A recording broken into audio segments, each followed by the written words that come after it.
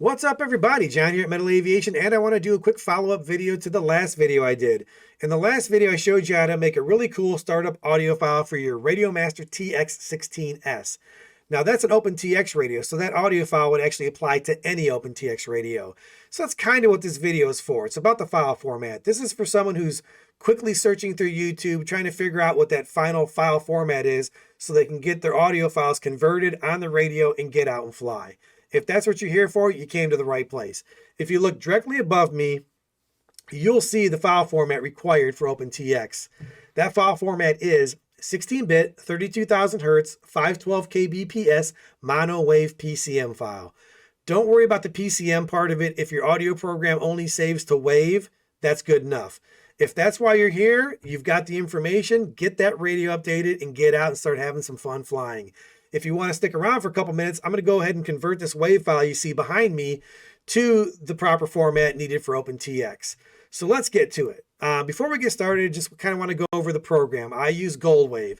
I've used it for about 20 years. It does everything I need it to do.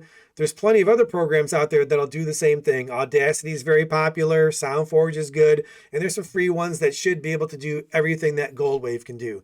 Once you know what to do, you can apply that to the application you're using.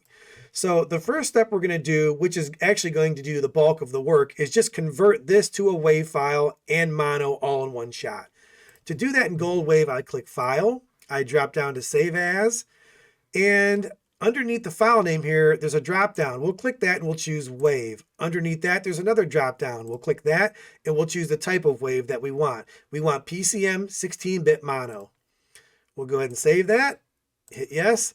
And now we have a mono wave file. We converted our MP3 to mono wave. If we look down at the bottom here, we'll see our file description. It's a wave PCM 16-bit, 44,100 hertz, 705 kbps mono.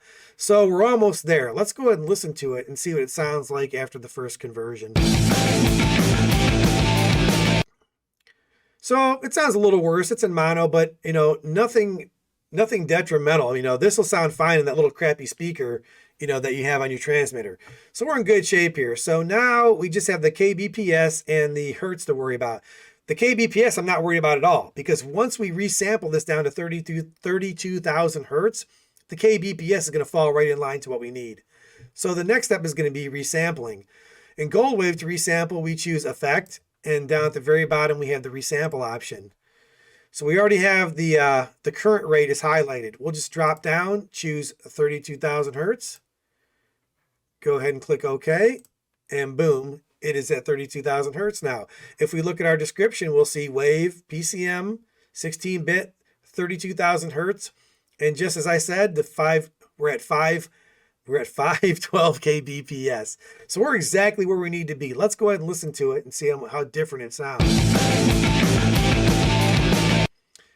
It's slightly getting a little bit of that streamy, phasey sound to it, but nothing bad. It's going to sound fine on a transmitter.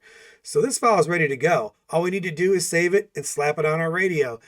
So let's go ahead and save it. Now at this step, I suggest doing Save As, and then save it as the correct file name that you're going to put on your radio. I'm not going to put this on a radio, so I'm just going to save it as Metal Aviation Demo. Click Save, and let's just play it one last time to make sure it didn't get destroyed during the save process. So this file is ready to go on your transmitter, and that's all there is to it. Any audio files that you have that are ready to go, you would convert them just like this, put them on your radio, go through and test them and all that, but there's no reason they shouldn't work.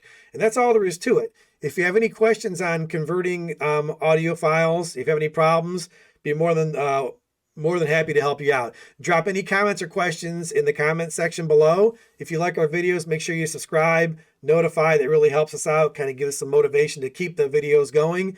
And that's about it for this video. I'd like to thank everybody for watching. And again, drop your comments, subscribe, notify, and go out and F and fly. Peace.